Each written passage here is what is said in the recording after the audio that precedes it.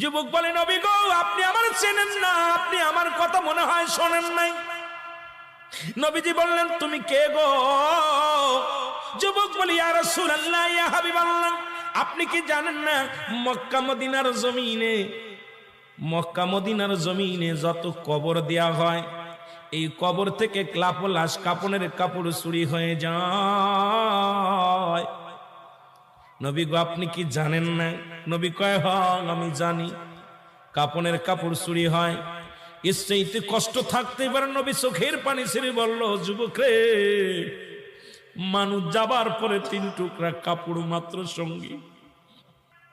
যুবক বলি, ইয়া রাসূলুল্লাহ, ইয়া হাবিবাল্লাহ, নবী গো, মক্কা মদিনার জমিনে যত কাপনের কাপড় চুরি হয়েছে, ওই কাপনের কাপড় চুরি করেছি আমি, নবী গো, আমি সেই যুবক, কাপনের কাপড় চুরি করা যুবক।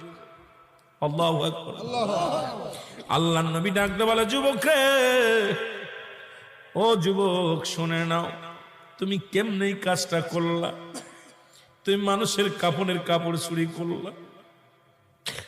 এ যুবক, দুনিয়ার মধ্যে কি আর কোনো কাজ পাও নাই?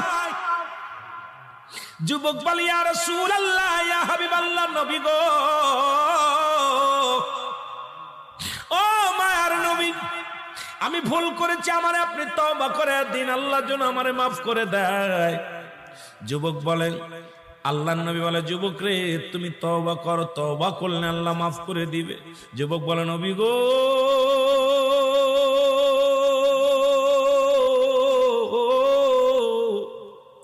আমার বিশ্বাস এই জমিনের মধ্যে আমি তওবা করলে আমার গুনাহ মাফ হবে না, কারণ আমি এত বড় পাপী, আমি এত বড় অপরাধী। আল্লাহর নবী কয়, যুবক রে, তুমি তওবা করো, তওবা করলে আল্লাহ তোমারে মাফ করে দিবে।